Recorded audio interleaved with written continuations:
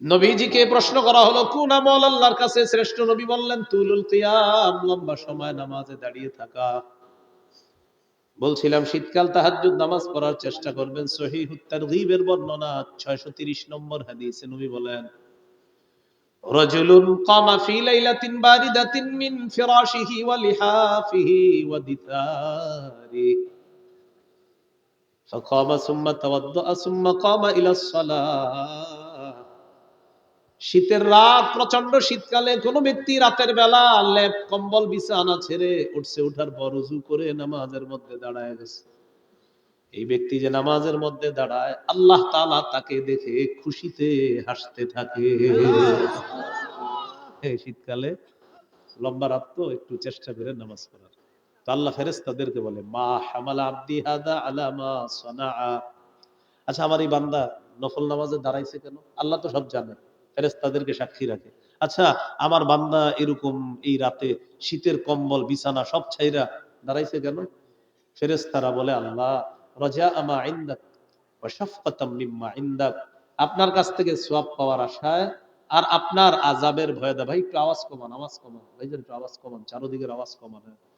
রাজা আমা ইনদাক, আপনার কাছ থেকে প্রতিদান পাওয়ার আশায়, আর হলো আপনার কাছ থেকে আযাবের ভয় থেকে বাঁচার জন্য। আল্লাহ তাআলা বলেন, আ'তাইতুহু মা রাজা, সে যে আশায় দাঁড়িয়েছে দিয়ে দিলাম। ওয়া আম্মানতুহু মিম্মা ইয়াখাফ, যে ভয়ে দাঁড়িয়েছে সেই ভয় থেকে তাকে আমি আল্লাহ নিরাপত্তা দান করলাম। পড়া যাবে না একটু তাহাজ্জুদ? নবী কি প্রশ্ন করলেন, কোন আমল শ্রেষ্ঠ? আল্লাহ নবী বললেন, তুলুল কিয়াম, লম্বা সময় নামাজের মধ্যে দাঁড়িয়ে থাকা। এরপর প্রশ্ন করলেন, ফাইয়ুস সাদাকাতি আফজালু ইয়া রাসূলুল্লাহ, হুজুর কোন সদকা সবচেয়ে শ্রেষ্ঠ? নবীজি বললেন, জাহদুল মুকিল্লি, পরিশ্রম করে কষ্টার্জিত যে সম্পদ। ওই যে সভাপতি সাহেব বললেন, কষ্টার্জিত অনুদান আপনারা দেন, ঠিক না? নবীজি বলেন, কষ্টার্জিত সম্পদ থেকে কোন ব্যক্তি যদি খরচ করে, দান করে, সদকা করে, এই সদকা, এই দান আল্লাহর কাছে শ্রেষ্ঠ দান হিসাবে গণ্য হয়ে যায়। বলেন, কষ্টার্জিত উপার্জন, এটা থেকে সামান্য হলেও আমরা দান করব ইনশাআল্লাহ। প্রতি মাসে যখন বেতনটা পাবেন, আপনি যারে পারেন, আপনার নিকট আত্মীয় গরিব কেউ আছে, আপনি তাকে কিছু সদকা করে দেন, এতে ডাবল সওয়াব হবে। এক তো রক্তের সম্পর্ক রক্ষা করার সওয়াব, আর একটা হলো দান করার সওয়াব। তো আপনি তো জানেন আপনার পরিবারের বা আপনার কোন সদস্যগুলা খুব অসহায়, অনাথ, তো আপনি তার পাশে দাঁড়াইলেন যে প্রতি মাসে আমি, আল্লাহ আমার যে ইনকামটা দেয়, আমি কষ্ট করে এটা করি। আপনি রিক্সা চালান, আপনি অটো চালান, আপনি পান দোকানদারি করেন, আপনি হাতের কাজ করেন, প্রচুর কষ্ট করে আপনি টাকা কামাই করেন। তো আমার নবী বলছে, কষ্টার্জিত উপার্জন থেকে যারা সদকা করবে, এই সদকাটা আল্লাহর কাছে শ্রেষ্ঠ সদকা, শ্রেষ্ঠ দান হিসাবে গণ্য। সাহাবী প্রশ্ন করলেন, ফাআইয়ুল হিজরাতি ইয়া রাসূলুল্লাহ, ফাআইয়ুল হিজরাতি আফযালু ইয়া রাসূলুল্লাহ। ইয়া রাসূলুল্লাহ, আল্লাহর কাছে কোন হিজরত সবচাইতে শ্রেষ্ঠ আপনার কাছে জানতে চাই। নবী জবাব দিলেন, মান হাজারা মা হারামাল্লাহু আলাইহি, আল্লাহ যা হারাম করেছেন এই হারাম থেকে যারা বেঁচে থাকবে। আজকে আপনি রাস্তা দিয়ে হাঁটতেছেন, একজন নারীকে দেখলেন, যাকে দেখা আপনার জন্য হারাম, আপনি নিচের দিকে নজরটা নামাইলেন। এই যে নজর আপনি নিচের দিকে করলেন, হারাম জিনিস থেকে বাঁচলেন। আল্লাহ নবী বলেন, তোমার এই নিষিদ্ধ জিনিস থেকে বেঁচে থাকাটা আল্লাহর কাছে শ্রেষ্ঠ হিজরত হিসাবে গণ্য হয়ে যায়। তাহলে হারাম থেকে বাঁচবো, বলেন ইনশাআল্লাহ। এরপর প্রশ্ন করলেন, ফাআইয়ুল জিহাদি আফযালু ইয়া রাসূলুল্লাহ, হুজুর আল্লাহর কাছে সবচেয়ে শ্রেষ্ঠ জিহাদ কোনটা?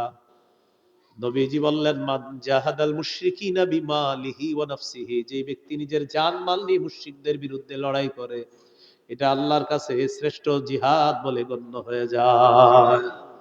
তৈরি হন, মুশরিকরা আমাদেরকে খুব ডিস্টার্ব করতেছে, যারা শিরিক করে তারা খুব ডিস্টার্ব করতেছে। আল্লাহ তাআলা বলেন, লা তাজিদান্না আশাদ্দান নাসি আদাওয়াতাল লিল্লাযিনা আমানুল ইয়াহুদা ওয়াল্লাযিনা আশরাকু। নবী, মুমিনদের সবচাইতে কঠিন শত্রু পাবেন ইহুদি এবং মুশরিক, যারা শিরিক করে তাদেরকে। বাস্তবিকই যারা শিরিক করে তারা আমাদের সবচেয়ে কঠিন দুশমন। এই জাতি না বুঝলে আগামী 50 বছরে এই সুযোগ আর আসবে না বিশেষ করে ইসলামী দলগুলোর সামনে আল্লাহ যে সুযোগ তৈরি করে দিছে, গুতাগুতি বাদ না দিয়ে যদি এখন এই সুযোগ কাজে না লাগানো যায়, আমি তো বলে দিলাম ছোট মানুষ কম বয়সী 50 বছরে এই সুযোগ আর পাওয়া যাবে না। মাথায় রাখবেন, কাজে লাগাতে হবে, সুযোগ আসবে না, কাজে লাগাতে। এটা বলতে পারেন আমি কিভাবে বললাম, আমি আমি আমি যতটুকু পড়াশোনা করি বা করতেছি এই আলোকে আমার মনে হচ্ছে যে এটা সুবর্ণ সুযোগ, এটা কাজে না লাগাইলে ওই আবার এক তাগুতকে ছেড়ে আরেক তাগুতের চামচামি আর গোলামি করা ছাড়া আর কোন উপায় থাকবে না। বারবার একই ভুল করি আমরা, এক তাগুত ছাড়ি আরেক তাগুত ধরি বৃষ্টি থেকে বাঁচার জন্য, ঝর্ণা নিচে এসে দাঁড়াই। বলেন আমাদের অভিভাবককে? সূরা বাকারা 257 নম্বর আয়াত, 3 পারা 2 নম্বর পৃষ্ঠার শুরুতে যেটা আছে, আল্লাহ বলেন আল্লাহু ওয়ালিয়্যুল্লাযীনা আমানু, যারা ঈমানদার তাদের অভিভাবক হলেন আল্লাহ। ওয়াল্লাযীনা কাফারু আউলিয়াউহুমুত তাগুত, যারা কাফের তাদের অভিভাবক হলো তাগুত। তাহলে বলেন কাফেরের অভিভাবক তাগুত আর মুমিনের অভিভাবক হবেন কে?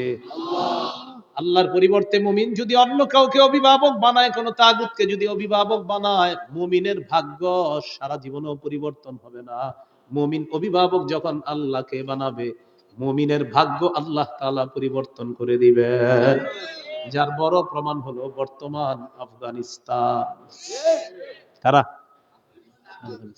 আল্লাহকে অভিভাবক মাইনা ইস্তেকামাতের সাথে লড়াই করছে, চিরশত্রু যারা দুনিয়ারে বুড়া আঙ্গুল দেখায়, আফগানিস্তান তাদেরকে বুড়া আঙ্গুল দেখাইছে।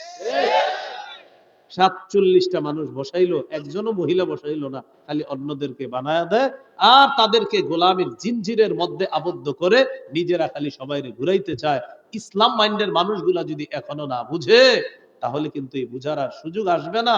বারবার তাগুত ছেড়ে আরেক তাগুত ধরা, এর মতো নির্বুদ্ধিতা, বোকামি, এর মতো এমন আত্মঘাতী সিদ্ধান্ত, এটা কোনো মুসলমানের জীবনে কল্যাণ তো বয়ে আনবে না, বরং তার জীবনে বিপর্যয় আরো কঠিন থেকে কঠিন হবে। মুমিনরা বুঝতে হবে। আমাদের জাতীয় ইমাম সমাজরাও যেন এই ব্যাপারে কাজ করে। হ্যাঁ, আল্লাহ তৌফিক দান করেন। জাতীয় লেখা আছে, কি লেখা আছে? তাহলে তারা জাতির দায়িত্বশীল।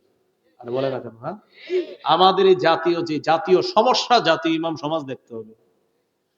জাতীয় ইমাম সমাজ শুধু বক্তাবলী সমস্যা দেখলে হবে না, জাতির সমস্যা নিয়ে জাতীয় ইমাম সমাজ কাজ করতে হবে। জাতীয় ইমাম সমাজ দেশের মুরব্বী আলেমদের কাছে যাইতে হবে, গিয়ে বলতে হবে আপনাদের হাতে পায়ে ধরি, আপনারা একটু সবাই এক হয়ে আমাদের জন্য একটু কাজ করেন।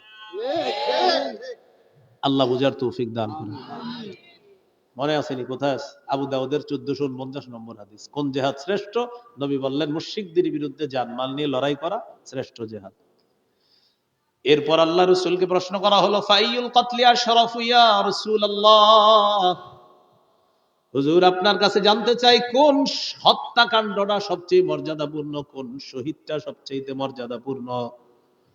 মুমিনরা জিহাদের ময়দানে শহীদ হয়ে যায়, কোন শাহাদাতটা সবচেয়ে মর্যাদার? নবী বলেন মান উহরিকা দামুহু ওয়া উকিরা জাওয়াদুহু, যে ব্যক্তি যার ঘোড়া সহ শহীদ হয়ে যায়, লোকটাও শহীদ হয়, তার ঘোড়াটাও শহীদ হয়, এই ব্যক্তির শাহাদাত সবচেয়ে মর্যাদাপূর্ণ হয়ে যায়। শহীদ হয় বাহন সহ, এটা শ্রেষ্ঠ মর্যাদাপূর্ণ শাহাদাত। তাহলে নতুন কথায় চলে আসছি, শাহাদাত কিসে? প্রথমে জানছিলাম জানমাল, দ্রব্য মূল্য, ক্রেতা বিক্রেতা, জিহাদের ময়দান, এরপরে জানলাম জিহাদ। আলোচনা করতে করতে আমরা চলে আসলাম শাহাদাতে। কোথায় চলে আসলাম? এবার বলেন শহীদ হওয়ার নিয়ত আছে? আবার বলছি, ক্রেতাকে ভুলে গেছে, বিক্রেতা মুমিনগণ, দ্রব্য জানমাল, মূল্য জান্নাত, বাজার জিহাদের ময়দান, এগুলো প্রথম কথা। দ্বিতীয় কথা, জিহাদের ময়দানে জিহাদ করা লাগে, জিহাদের মানসিকতা সবার আছে। 3 নাম্বার কথা চলে আসলাম আমরা যে জিহাদের ময়দানে শহীদের মর্যাদাও পাওয়া যায়, শাহাদাতের মর্যাদা পাওয়া যায়। আর শহীদের নিয়ত আসেনি সবার?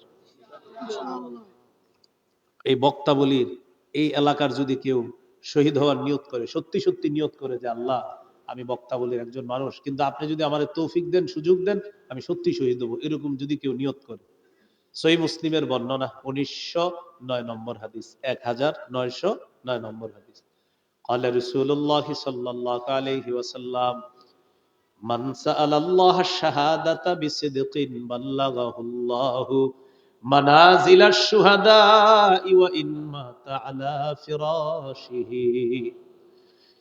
নবীজি বলেন, কোন ব্যক্তি যদি দিল থেকে শাহাদাতের নিয়ত করে, আল্লাহ তুমি আমাকে শহীদের মর্যাদা দিয়ে দাও, আল্লাহ আমি বক্তা বলির মুসলমান, তবে আমার নিয়ত আছে আল্লাহ তুমি যদি কখনো সুযোগ তৈরি করে দাও আমি শহীদ হব, আল্লাহ তার নিয়তটা আল্লাহ তাআলা জানেন। নবী বলেন, সে যদি তার ঘরের বিছানাও মারা যায়, আল্লাহ তাআলা তাকে শহীদদের মর্যাদায় পৌঁছায়া দিবেন।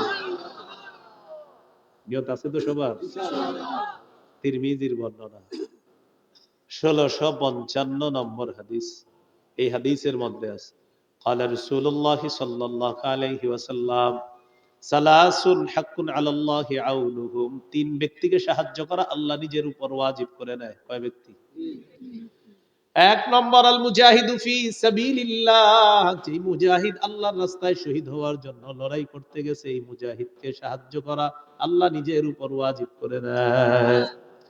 দুই নাম্বার, আল মুকাতাবুল্লাযী ইউরিদুল আদা, চুক্তিকৃত গোলাম, যে গোলাম তার মনিবের সাথে চুক্তি করছে, এই পরিমাণ টাকা দিলে আমি তোমাকে আজাদ করে দিব। গোলাম মনিবের একটা মাসালা আছে, তো যাই হোক আপনারা খালি একটু মনে রাখেন যে গোলাম তার মনিবের সাথে একটা চুক্তি হয়েছে, এই পরিমাণ টাকা দিলে তাকে আজাদ করে দিবে। তো এই গোলামকে সাহায্য করা আল্লাহ নিজের উপর ওয়াজিব করে নেয়। তিন নাম্বারটা কি বলবো? ওয়ান্নাকিহুল্লাযী ইউরিদুল আফাফা, যে ব্যক্তি বিয়ের মাধ্যমে নিজেকে পুত পবিত্র বানাইতে চায়, আল্লাহ তাকে সাহায্য করা নিজের উপর ওয়াজিব করে নেয়। কিন্তু আমাদের যুবকরা বিয়ের আগে অপবিত্র হয়। কি হয় বিয়ের আগে? এরা পবিত্র হবে, কিন্তু কি করে? নিয়ত করে, কি জানেননি? নিয়ত করে কন্যা পক্ষের সাথে কথা হয়, কথা হওয়ার পরে বা ছেলের বাপে গিয়া দেখে মেয়ের, কে দেখে? বাপে। হুবো বালেগা স্ত্রীর জন্য, বলেন হুবো বালেগা স্ত্রীকে, বলেন শ্বশুরের জন্য দেখা সর্বসম্মতিক্রমে সন্দেহ ছাড়া হারাম। হুবো বালেগা স্ত্রী মানে আপনার স্ত্রী যিনি হবেন, মানে যাকে দেখতেছেন, যাকে বিয়ে করার জন্য দেখবেন, তার বিয়ে করলে আপনার আব্বা হবে মেয়েটার শ্বশুর। এই শ্বশুরের জন্য বিয়ের আগে এই মেয়েকে দেখা হারাম। মেয়েকে দেখা কি? আপনারা মাঠে আছেন তো? এতক্ষণ আওয়াজ ছিল, এখন তুমি গুলো আপনার আব্বা আপনার বিবি যে হবে তাকে বিয়ের আগে দেখা হারাম। ওই মুফতি সাহেবরা আছে, জিজ্ঞাসা করেন। শোনেন না একটু, এটা তো ঠিক, একটু পরে দেখবেন আরো আওয়াজ কমবে। এখন সর্বশেষ বিয়ের কনে পক্ষের বলবে, তো কনে পক্ষে ফোন দিছে বর পক্ষের, কবে তারিখটা জানাবেন, সর্ব হা বা না জানায় দেন। তো ছেলে পক্ষে বলে, ছেলের একজন দুলাভাই আমেরিকা থাকে, তো দুলাভাই ছবিটা দেখবে, মেয়ে দেখার পর দুলাভাই যদি বলে হ্যাঁ তাহলে হ্যাঁ, দুলাভাই যদি বলে না তাহলে না, কারণ বিয়েটা দুলাভাই করবে, এই জন্য দুলাভাই হ্যাঁ বললে হ্যাঁ আর না বললে না। নির্লজ্জ বেহায়া কোথাকার, আপনার শরম লজ্জা নাই?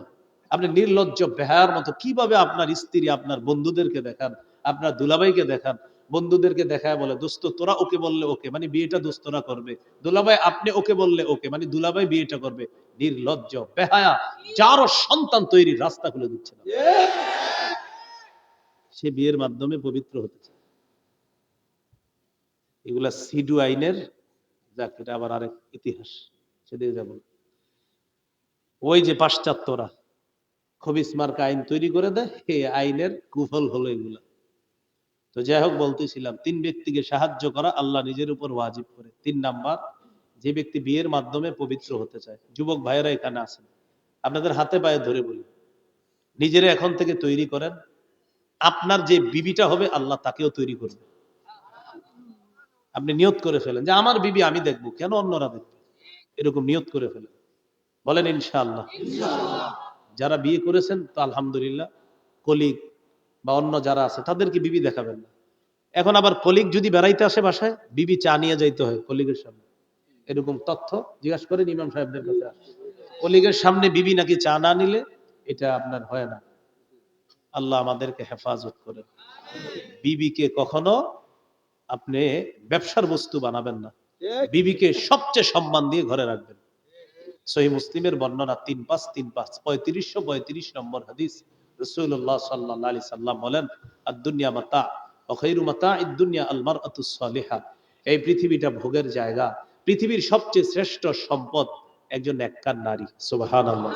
তাহলে বলেন আমাদের এই শ্রেষ্ঠ সম্পদ আমরা হেফাজত করব ইনশাআল্লাহ। তিরমিজির বর্ণনা 1656 নম্বর হাদিস। قال رسول الله صلى الله عليه وسلم لا يكلم أحد في سبيل الله والله أعلم بمن يكلم في سبيله। নবীজি বলেন কোন ব্যক্তি যদি আল্লাহর রাস্তায় গিয়ে আহত হয়, কে আহত হবে বিষয়টা জানেন একমাত্র আল্লাহ। ইল্লা জাআ ইয়াউমাল কিয়ামাতি ওয়াল লাউনু লাউনুদ দাম ওয়ার রিহু রিহুল মিস্ক। সুবহানাল্লাহ। কোন ব্যক্তি যদি জিহাদের ময়দানে গিয়ে আহত হয়, কিয়ামতের ময়দানে এমন অবস্থায় উঠবে তার রং হবে রক্তের রং, আর তার শরীর থেকে মেশক আম্বরের ঘ্রাণ বের হবে। সূরা আলী ইমরান, বলেন কোন সূরা? 169 নম্বর আয়াত। কত নম্বর আয়াত? এই আয়াতটা মন দিয়ে শুনেন, এই আয়াতের প্রেক্ষাপটটা শুনেন। প্রেক্ষাপটটা আবু দাউদের হাদিসে আছে, 2520 নম্বর হাদিস, 2520 নম্বর হাদিস। খুব মন দিয়ে শুনবেন, একটু লম্বা হবে হাদিসটা। আব্দুল্লাহ ইবনে আব্বাস রাদিয়াল্লাহু তাআলা আনহুমার বর্ণনা, তিনি বলেন রাসূলুল্লাহ সাল্লাল্লাহু আলাইহি সাল্লাম বলেছেন, লাম্মা উসিবা ইখওয়ানুকুম বিউহুদিন জাআলাল্লাহু আরওয়াহাহুম ফি জাওফি তায়রিন খুদরিন। সুবহানাল্লাহ। উহুদের যুদ্ধে তোমাদের ভাইরা যখন শহীদ হয়েছে, 70 জন শহীদ, এই শহীদ হওয়ার পর তাদের আত্মাগুলা আল্লাহ তাআলা সবুজ পাখির পেটের মধ্যে ঢুকাইয়া দিচ্ছে। এখন পাখি কি করবে? উড়ে বেড়াবে। তারিদু আনহারুল জান্নাহ, ওই সবুজ পাখিগুলা উড়ে বেড়ায় জান্নাতের ঝর্ণা নহর সমূহের উপরে, তারা যায় উড়ে বেড়ায়। তাআকুলু মিন সিমারিহা, জান্নাতের ফলমূল তারা খায়। ওয়া তা'বি ইলা কানাদিলা মিন যাহাবিন মুআল্লাকাতিন ফি জিল্লিল আরশ, আরশের ছায়ায় স্বর্ণ দিয়ে তৈরি করা ফানুস আছে, ওই ফানুসের মধ্যে গিয়ে ওই সবুজ পাখিগুলা বসে যায়। দেখেন মজার বিষয়টা দেখেন। ফানুসের মধ্যে বসার পর এবার শহীদরা আপোষে বলা বলি করে, আচ্ছা আমরা যে এত আরামে আছি, সুবহানাল্লাহ পড়েন। শহীদরা বলতেছে কোথায়? জান্নাতে ফলমূল খায়, আর বলতেছে আচ্ছা ফালাম্মা ওয়াজাদু তিবা মাকালিহিম ওয়া মাশরাবিহিম ওয়া মাকিলিহিম, যখন তারা তাদের মনোভূত খাবার পায়, মনোভূত পানি পেল, মনোভূত বাসস্থান পেল, শহীদরা তখন বলা বলি করবে, আচ্ছা মাইয়ুবাল্লিগু আন্না ইখওয়ানানা, আমাদের যে ভাইয়েরা দুনিয়াতে আছে যারা শহীদ হয় নাই, আমাদের এই নিয়ামতগুলোর কথা কে তাদের কাছে পৌঁছাতে পারবে? নিজেরা বলতেছে। কেন? লিআল্লা ইয়াজহাদু ফিল জিহাদ ওয়ালা ইয়ানকুলু ইনদাল হার, যেন আমাদের দুনিয়ার ভাইয়েরা জিহাদের সময় অলসতা না করে আর অনাগ্রহ না দেখায়, আমাদের দুনিয়ার ভাইয়েরা যেন জিহাদের স্পৃহা মানসিকতা লালন করে। আমাদের এই নিয়ামতের কথা তারা যদি জানতে পারে, তাহলে জিহাদের প্রতি তাদের আগ্রহ আরো তৈরি হবে। তো এটা যখন বলছে, তো শহীদদের এই কথা কে জানাবে? আল্লাহ তাআলা শহীদদেরকে জবাব দিলেন, উবাল্লিগুহুম আনকুম, আমি আল্লাহ তোমাদের বিষয়টা দুনিয়ার সবাইকে কিয়ামত পর্যন্ত যারা সবাইরে জানায়। এরপর আল্লাহ তাআলা সূরা আলী ইমরানের 169 নম্বর আয়াত নাজিল করে দিয়ে শহীদদের ব্যাপারটা জানায় দেয়। যদিও মুফাসসিরিনে কেরামের কেউ কেউ বলেন এটা বদরের যুদ্ধের শহীদদের কথা, আর হাদিস দ্বারা বোঝা যায় এটা উহুদের যুদ্ধের শহীদদের কথা। যেই যুদ্ধের হোক, মোট কথা শহীদ। আল্লাহ তাআলা বলেন, ওয়ালা তাহসাবান্নাল্লাযীনা কুতিলু ফি সাবিলিল্লাহি আমওয়াতা, যারা আল্লাহর রাস্তায় শহীদ হয়ে গিয়েছে তাদেরকে তোমরা মৃত মনে করো না, বাল আহইয়াউন, তারা জীবিত, ইনদা রাব্বিহিম ইউরযাকুন, তাদের রবের কাছে তাদেরকে রিজিক দেওয়া হয়, তাদের রিজিকের ব্যবস্থা করা হয়। ফারিহিনা বিমা আতাহুমুল্লাহু মিন ফাদলিহি, আল্লাহর অনুগ্রহ পেয়ে তারা খুশি, তারা আনন্দিত। ওয়াস্তাবশিরুনা বিল্লাযীনা লাম ইয়ালহাকু বিহিম মিন খালফিহিম, আর যারা এখনো তাদের সাথে মিলিত হয় নাই শাহাদাতের মাধ্যমে, তাদেরকে নিয়ে তারা আনন্দ করে আর গর্ব করে, তারা যখন শহীদ হয়ে আসতে পারবে, আল্লাহ খাউফুন আলাইহিম ওয়ালা হুম ইয়াহজানুন। তারা আনন্দ করে আর গর্ব করে আমাদের যে ভাইয়েরা দুনিয়াতে জীবিত আছে তারা শহীদ হবে, শহীদ হওয়ার পর তারা যখন আসবে তাদের কোনো ভয় নাই, তাদের কোনো চিন্তাও নাই। ভয় আর চিন্তাহীন ভাবে আল্লাহ তাআলা তাদেরকে জান্নাত দান করবেন। ক্রেতা কে? বিক্রেতা। দ্রব্য, মূল্য, বাজার। জিহাদের নিয়ত আসেনি সবার? জিহাদের ময়দানে কাফেররা মারলে কি হবে? শহীদের নিয়ত আসেনি সবার? আল্লাহ তাআলা আমাদের সকলকে জিহাদের মানসিকতা লালন ধারণ পালন করার তৌফিক দান করেন। শাহাদাতের তামান্না যেন আমরা রাখতে পারি, আল্লাহ তৌফিক দান করেন। সর্বশেষ একটি হাদিস বলি, মন দিয়ে শোনেন। তিরমিজির বর্ণনা 1663 নম্বর হাদিস। এই হাদিসটি শুনবেন, মুখস্থ রাখবেন, অন্যদেরকে জানায় দিবেন। তাহলে সবাই রেডি হন। হ্যাঁ, রাসূলুল্লাহ সাল্লাল্লাহু আলাইহি সাল্লাম বলেন, লিশাহিদ ইনদাল্লাহি সিত্তাল্লাহ আশতারা, নিশ্চয়ই আল্লাহ ক্রয় করে নিয়েছেন, আল্লাহ ক্রেতা, মিনাল মুমিনিনা, মুমিনদের থেকে, মুমিনরা বিক্রেতা, আনফুসাহুম ওয়া আমওয়ালাহুম, তাদের জানমাল, জানমাল হলো দ্রব্য, বিআন্না লাহুমুল জান্নাহ, মূল্য হলো আল্লাহর দেওয়া জান্নাত। বাজার কি জিনিস? ইউকাতিলুনা ফি সাবিলিল্লাহ, তারা আল্লাহর রাস্তায় লড়াই করবে। ফায়াকতুলুনা ওয়া ইউকতালুন, কাফেরদেরকে হত্যা করবে, জাহান্নামে পাঠাবে, অথবা তাদেরকে শহীদ করা হবে, তারা আল্লাহর জান্নাতের মেহমান হয়ে যাবে।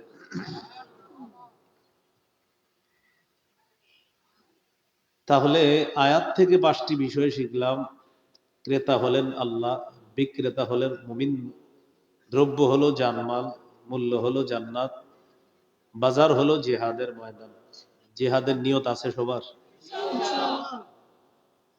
সহিহ মুসলিমের বর্ণনা 1910 নম্বর হাদিস, 1910। قال رسول الله صلى الله عليه وسلم من مات ولم يغز في سبيل الله أو لم يحدث به نفسه مات على شعبة من النفاق। রাসূলুল্লাহ সাল্লাল্লাহু আলাইহি সাল্লাম বলেন, যে ব্যক্তি মৃত্যুবরণ করলো, জিহাদ করলো না, অথবা জিহাদের সংকল্প রাখলো না, সে মুনাফিকি মৃত্যুবরণ করলো। নাউজুবিল্লাহ। আলাইকুম বিল জিহাদি ফি সাবিলিল্লাহি ফাইন্নাহু বাবুম মিন আবওয়াবিল জান্নাহ। নবীজি বলেন, তোমরা জিহাদকে আবশ্যক করে নাও। জিহাদ জান্নাতের দরজা সমূহের মধ্য থেকে একটা দরজা হলো জিহাদ। قال رسول الله صلى الله عليه وسلم من قاتل في سبيل الله فوق ناقة وجبت له الجنة। ওটের দুধ 2 বার পান করবেন, একবার আরেকবার, এই 2 বারের মাঝখানে যতটুকু সময় লাগছে, নবীজি বলেন এই পরিমাণ কেউ যদি আল্লাহর রাস্তায় লড়াই করে, আল্লাহর জন্য লড়াই করে, ওয়াজাবাত লাহু জান্নাত, তার জন্য আল্লাহর জান্নাত ওয়াজিব হয়ে যায়। জিহাদের নিয়ত আছে তো সবার? সূরা হুজুরাতের 15 নম্বর আয়াতে আল্লাহ বলেন, ইন্নামাল মুমিনুনাল্লাযীনা আমানু বিল্লাহ ওয়া রাসূলিহি সুম্মা লাম ইয়ারতাবু ওয়া জাহাদু বিআমওয়ালিহিম ওয়া আনফুসিহিম ফি সাবিলিল্লাহ। প্রকৃত ঈমানদার হলো তারা যারা আল্লাহকে বিশ্বাস করে, রাসূলকে বিশ্বাস করে, একটুও সন্দেহ করে না, যারা জানমাল নিয়ে আল্লাহর রাস্তায় লড়াই করে। আল্লাহ বলেন তারা হলো প্রকৃত মুমিন, খাঁটি ঈমানদার। উলাইকা হুমুস সাদিকুন, আমি আল্লাহ কোরআনে তাদেরকে খাঁটি সত্যবাদী মুমিন বলে ঘোষণা করলাম। তারা খাঁটি মুমিন। 28 পারা 11 নম্বর পৃষ্ঠা, সূরাতুস সফফি 10 থেকে 13 নম্বর আয়াতে আল্লাহ বলেন, ইয়া আইয়ুহাল্লাযীনা আমানু হাল আদুল্লুকুম আলা তিজারাতিন তুনজিকুম মিন আযাবিন আলীম। হে ঈমানদারগণ, আমি কি তোমাদেরকে এমন একটা ব্যবসার কথা বলবো যে ব্যবসা তোমাদেরকে যন্ত্রণাদায়ক আযাব থেকে রক্ষা করবে? এই ব্যবসার কথা কি আমরা জানবো বলেন তো? আল্লাহ বলেন, তুমিনুনা বিল্লাহ ওয়া রাসূলিহি ওয়া তুজাহিদুনা ফি সাবিলিল্লাহি বিআমওয়ালিকুম ওয়া আনফুসিকুম।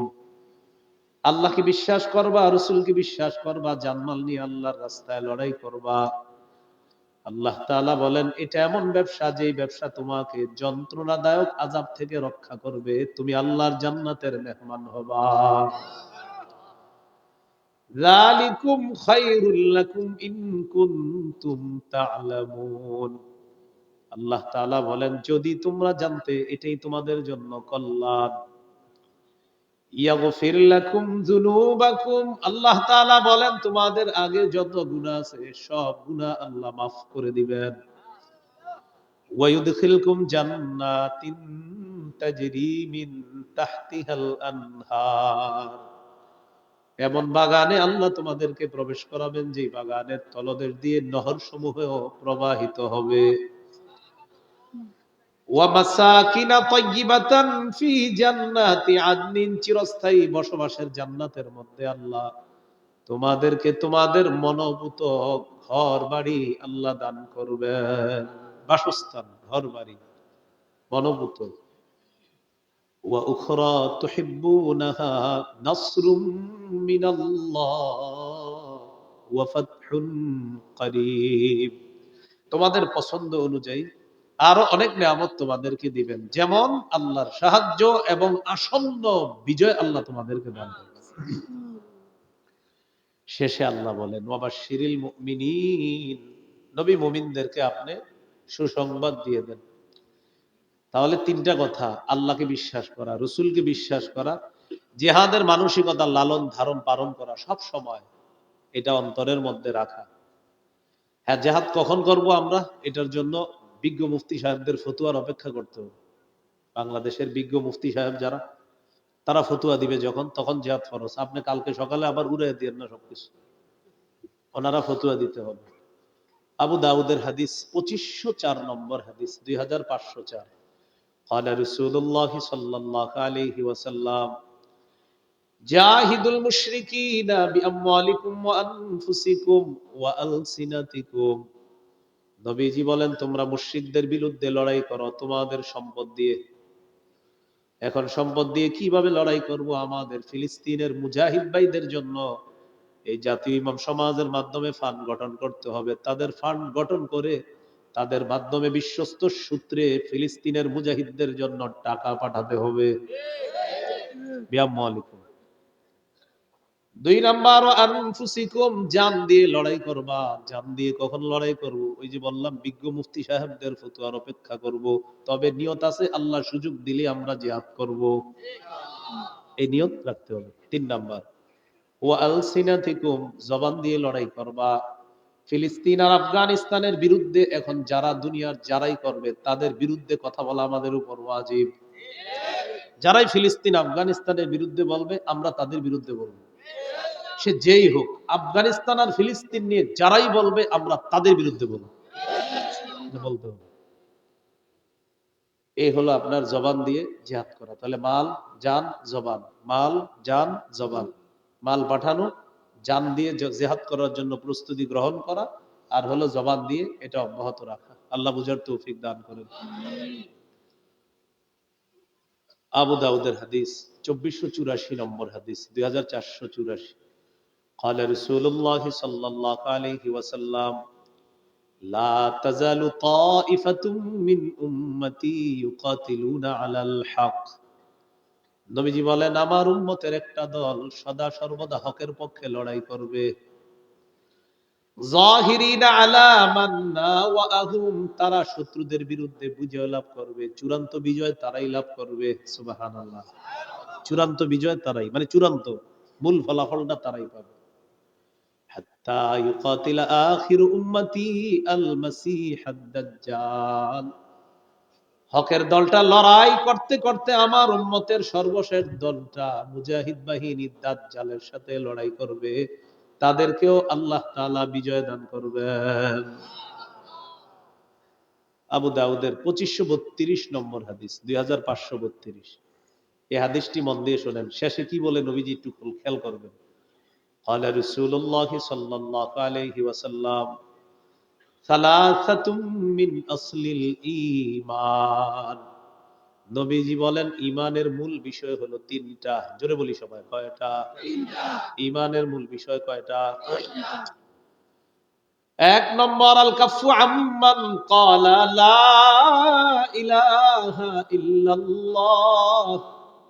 এক নম্বর, যে ব্যক্তি বলে লা ইলাহা ইল্লাল্লাহ, তাকে কষ্ট দেওয়া যাবে না, জবানের কষ্ট দেওয়া যাবে না, কর্মের কষ্ট দেওয়া যাবে না। যে ব্যক্তি বলে লা ইলাহা ইল্লাল্লাহ, তাকে কষ্ট দেওয়া যাবে না। এটা ইমানের মূল বিষয় তিনটার একটা। দুই নাম্বার, ওয়ালা নুকাফিরুহু বিজামবিন। কোন মানুষের গুনাহ দেখলেই তাকে আমরা কাফের বলে দিব না। মানে একটা গুনাহের কারণে আমরা কাউকে কাফের বলে ফেলবো না। প্রশ্ন হলো, হুজুর কুফরির ফতোয়া তাহলে কে দিবে? ওই যে মুফতি সাহেবরা দিবে। কারা দিবে? মুফতি সাহেবরা, ফতুয়া বিভাগ আছে, তারা কাফেরের ফতুয়া দিবে। যেতে না বাস মাইকের সামনে বসলাম আর দিয়ে দিলাম এমন না। এটাও বিজ্ঞ মুফতি সাহেবরা ফতুয়া দিবে।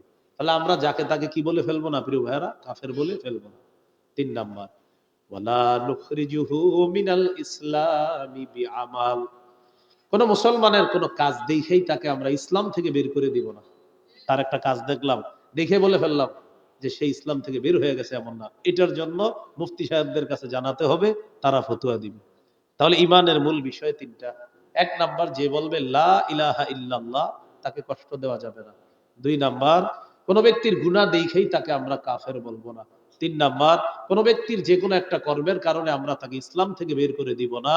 এই দায় দায়িত্বের জন্য গবেষণা বিভাগ আছে, ফতুয়া বিভাগ আছে, তারা চূড়ান্ত রায়, চূড়ান্ত ফয়সালা সেখান থেকে তারা কোরআন হাদিসের আলোকে বলবে। আমাদের কাজ হলো আমরা খুব সহনশীল হব, যাকে তাকে কাফের বলে দিব না, ইসলাম থেকে বের করে দিব না, আমরা কোনো মুমিনকে কষ্ট দিব না, ইনশাআল্লাহ। এরপরে নবী বলেন, ওয়াল জিহাদু মাযিন মুনযু বাসানি আল্লাহু ইলা আইয়ুকাতিলা আখিরু উম্মতি আদ-দাজ্জাল।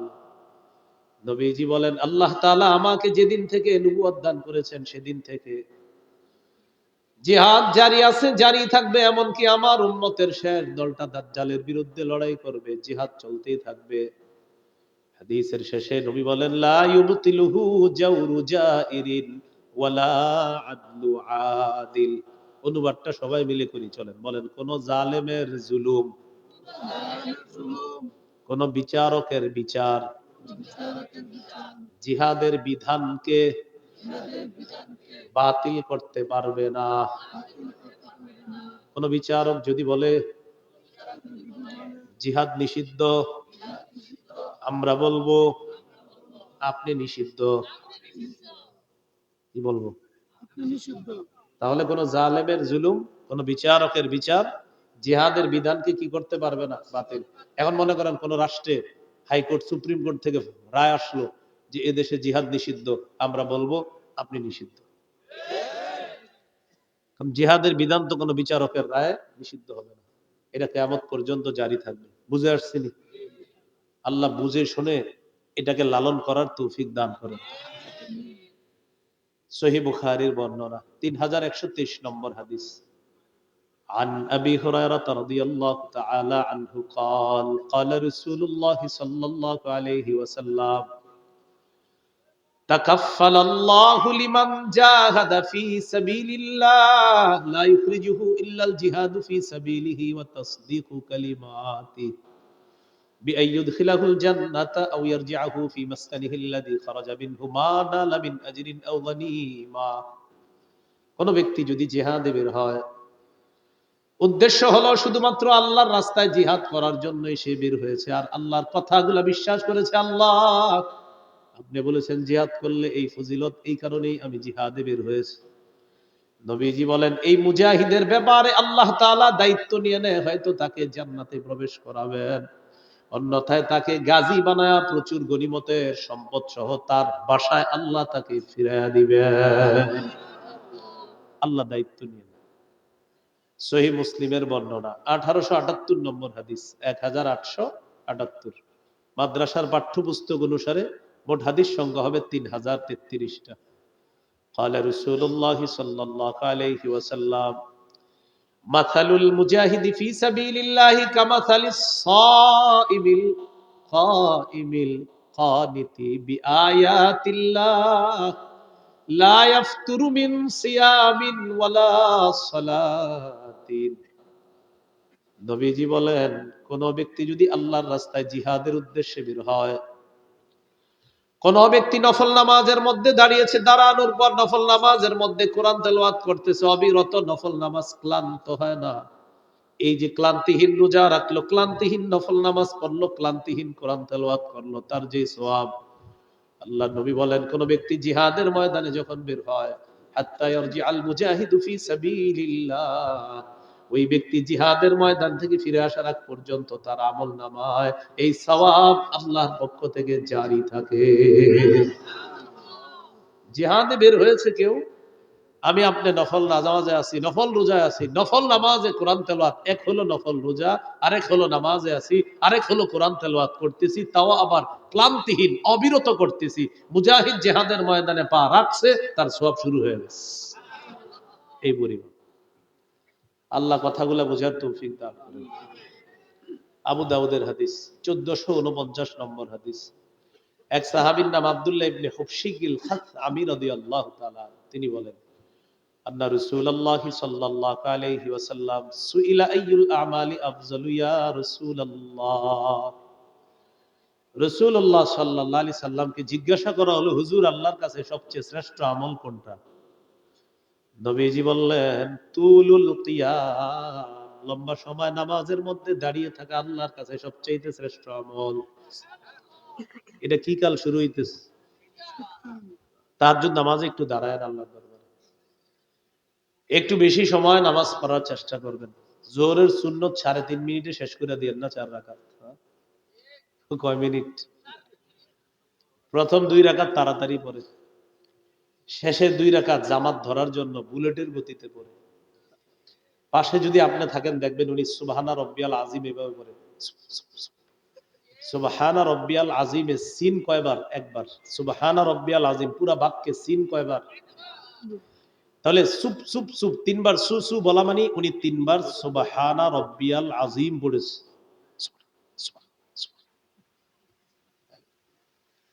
আল্লাহর সাথে তামাশা করবেন না, আল্লাহ হেফাজত করেন। আল্লাহর কাছে শহীদের স্পেশাল 6টা মর্যাদা। কয়টা? 1 নম্বর, ইউগফারু লাহু ফি আউয়ালি দাফাতিন ওয়া ইউরা মাকআদুহু মিনাল জান্নাহ। এই দেখেন, শহীদ হইতেছে, শহীদের প্রথম রক্তের ফোঁটাটা পড়তেছে, এই শহীদ হইতেছে, আমি শহীদ হইতেছি, রক্তের ফোঁটাটা পড়তেছে, তো আল্লাহ তো জানে শহীদ হব। এই যে রক্তের প্রথম ফোঁটাটা পড়তেছে আর জান্নাতটা তাকে দেখানো হচ্ছে, আর সাথে সাথে তার আগের যা আছে সব মাফ করে দেওয়া। এটা 1 নম্বর পুরস্কার শহীদের। 2 নম্বর, ওয়ায়ুজারু মিন আযাবিল কবরি, শহীদকে যখন আমরা দাফন করব, ইউজারু ইউজারু ইউজারু মিন আযাবিল কবরি, কবরের আযাব থেকে তাকে নিরাপত্তা দেওয়া হবে। 3 নাম্বার, ওয়ায়ামানু মিনাল ফাজাইল আকবরি, কিয়ামতের ময়দানের বিভীষিকাময় অবস্থা, জাহান্নামের আযাব থেকে তাকে নিরাপত্তা দেওয়া হবে, সে নিরাপত্তা লাভ করবে। 4 নাম্বার, ওয়ায়ুদউ আলা রাসিহি তাজুল ওয়াকারিল ইয়াকুতাতু ফিহা খায়রুম মিনাদ দুনিয়া ওয়া মা ফিহা, জান্নাতের মরমর পাথর দ্বারা তৈরি করা ওই পাথর দিয়ে খচিত মুকুট শহীদের মাথায় পরিয়ে দেওয়া হবে। কেমন পাথর? যেই পাথরের দাম দুনিয়া আর দুনিয়ার মধ্যে যা কিছু আছে এগুলার চাইতেও ওই পাথরের মূল্য আরো বেশি। সুবহানাল্লাহ।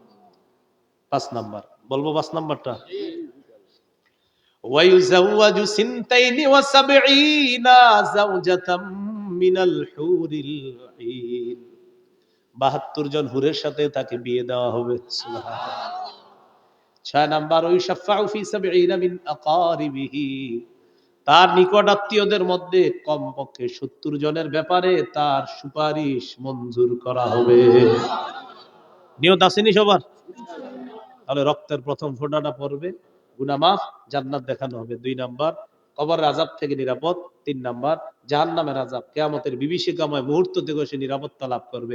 সবাই পেরেশান থাকবে, শহীদের কোনো পেরেশানি নেই। কিসের পেরেশানি? আল্লাহ তাকে এই পেরেশানিতে ফালাবেই না। 4 নাম্বার, তার মাথায় মুকুট পরিয়ে দেওয়া হবে, পাথর খচিত মুকুট, যে পাথরের মূল্য দুনিয়ার মধ্যে যা কিছু আছে এর চেয়ে বেশি। 5 নাম্বার, 72 জন হুর তার কাছে বিয়ে দেওয়া হবে। 6 নাম্বার, কমপক্ষে 70 জনের ব্যাপারে তার সুপারিশ আল্লাহ তাআলা কবুল করবেন। তাহলে জিহাদ, জিহাদের তামান্না, জিহাদের ময়দান, জিহাদের তামান্না, শাহাদাতের তামান্না আমরা ইনশাআল্লাহ রাখবো। ইনশাআল্লাহ। সর্বশেষ আরেকটা কথা বাকি রয়ে গেছে। জিহাদের ময়দানে আমির আছে, কি আছে? এই আমির লাগে একজন। এই আমিরকে মান্য করতে হয়। বলেন কি করতে হয়? বলেন আল্লাহকে মান্য করতে হয় নিঃশর্ত ভাবে, আল্লাহর হুকুমে রসুলকে মানতে হয়, ইতাআত করতে হয় নিঃশর্ত ভাবে। আমিরের, শাসকের, দায়িত্বশীলের ইতাআত, আনুগত্য নিঃশর্ত ভাবে করা যাবে না, শর্ত লাগবে। কি আওয়াজ কমে গেল কেন? বলেন, বলেন আমির যদি কোরআনের, হাদিসের অপব্যাখ্যা দেয়, গুনাহের কথা বলে, নাফরমানির কথা বলে, সেই অটো আমিরকে মানাও যাবে না, তার কথা শোনাও যাবে না। দলিল সহিহ বুখারী ৭,১৪৪, সহিহ বুখারী ৪,৩৪০। এই 2 হাদিসে আছে। সহিহ বুখারী ৭,১৪৪টা আমি বলছি। রাসূল বলেন, আস-সামউ ওয়াত তাআতু আলাল মারইল মুসলিমি ফিমা আহাব্বা ওয়া কারিহা মা লাম ইউমার বিমাসিয়া ফাইদা উমিরা বিমাসিয়াতিন ফালা সামআ ওয়ালা তাআতা। আমিরের কি ততক্ষণ মানব মুসলমানরা যতক্ষণ তার থেকে কোনো নাফরমানির কথা বের না হবে। নাফরমানিমূলক কথা যদি বের হয়, কোরআন হাদিসের অপব্যাখ্যা যদি বের হয়, আর আলেমরা যদি সেই ভুল ধরিয়ে দেয়, সেই আমিরের কথা শোনাও যাবে না, মানাও যাবে না। সহিহ বুখারী ৪,৩৪০ নম্বর হাদিসটা, এটা গল্পের মতো মনে রেখে অন্যদেরকে শোনাবেন। আলী রাদিয়াল্লাহু তাআলা আনহুর বর্ণনা, বাসান নবী সাল্লাল্লাহু আলাইহি সাল্লাম সারিয়াতান ওয়াস্তা'মালা আলাইহিম রাজুলাম মিনাল আনসার ওয়া আমারহুম আইয়ুতিউহু। একটা দল নবী জিহাদে পাঠাইলেন, একজন আমির নিযুক্ত করে দিলেন, আর বলে দিলেন আমির যা বলবে সব শুনবা। তো আমির সাহেব রওনা করছে তাদেরকে নিয়ে, বুঝতেছেন সবাই? ফাগাদিব, আমির সাহেবের রাগ উঠছে। আমির সাহেব সেনাবাহিনীর সবাইকে বললেন, আলাইসা ক্বাদ আমারাকুম রাসূলুল্লাহ সাল্লাল্লাহু আলাইহি সাল্লাম আন তুতিউনি। আচ্ছা নবী কি বলে নাই আমার আনুগত্য করতে তোমাদেরকে? সবাই বললেন হ্যাঁ বলছি। তাহলে আমি এখন যা বলবো তা শুনবা। সবাই বললেন জি শুনবো। আমির সাহেব বললেন, ইজমাউলি হাতাবা, তোমরা লাকড়ি সংগ্রহ করো। ফাজামাউ, সবাই লাকড়ি সংগ্রহ করে নিয়ে আসছে। এবার আমির সাহেব বললেন, আউকিদুহা নারা, লাকড়িতে আগুন ধরায় দাও। ফাআউকাদুহা নারা, আগুন লাগিয়ে দিস। এবার আমির সাহেব বললেন, উদখুলুহা, সবাই আগুনে ঝাঁপ দাও। কি করো? এটা কোনো কল্প কাহিনী না। সহিহ বুখারীর 4340 4340 নম্বর হাদিস। মোট হাদিস সংখ্যা হবে 7563টা। কারো মোবাইলে হাদিসের অ্যাপস থাকলে এখনই খুলে মিলাম। আমির সাহেব বললেন, নবী কি বলে নাই আমার কথা শুনতে? তো বলতেছে হ্যাঁ বলছে। লাকড়ি সংগ্রহ করো, করস। আগুন জ্বালাও, জ্বালাইস। এবার আগুনে ঝাঁপ দাও। ফাহাম্মু, সাহাবীরা রেডি আগুনে ঝাঁপ দিতে। সবাই রেডি হয়ে গেছে আগুনে ঝাঁপ দিবে, মানসিকভাবে প্রস্তুত। তো ঝাঁপ দেওয়ার সময় সাহাবীরা এমন করতেছে, এই এই আসলে ঝাঁপ দিমু, এই আসলে একজন আরেকজন আর কি, ফাজা আল্লাহ ইউমসিকু বাদুহুম বাদ, দয়া করুন, এই যে একজন আরেকজন পাশাপাশি, এই আসলে কি ঝাঁপ দিমু? একজন আরেকজনে বলতেছে কেন? কয় ফারারনা মিনান নার ইলা রাসূলিল্লাহ সাল্লাল্লাহু আলাইহি সাল্লাম, আগুন থেকে বাঁচার জন্য রাসূলের কাছে আসছে, আগুন থেকে বাঁচার জন্য ইসলাম গ্রহণ করছে। সেই নবী আমির মানতে বলছে, এর মানে আগুনে ঝাঁপ দেওয়ার কথাও মানতে বলবে। কেমন জানি লাগতেছে বিষয়টা।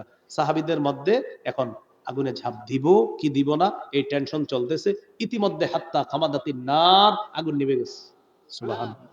ওয়া সাকানা গদাবহু, আমির সাহেবের রাগও ঠান্ডা হয়ে গেছে। আলহামদুলিল্লাহ। শুধু আমাদের হযরত জিটটা নয়, 10 বছরও ঠান্ডা হইল না। কি ঠিক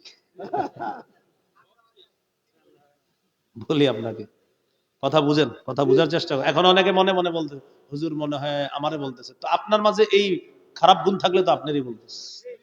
এখন অনেকে মনে মনে বলবে হুজুর মনে হয় অমুককে বলতেছে, অমুকের মধ্যে যদি এই খারাপই থাকে তো অমুককেই বলতেছে। সোজা হিসাব। আপনি কেন আপনার গায়ে নিচ্ছেন? বেদাতের ওয়াজ যদি করি, করার পরে যদি কেউ রাগ হয়ে যায় তো বুঝতে বলি বেদাতি।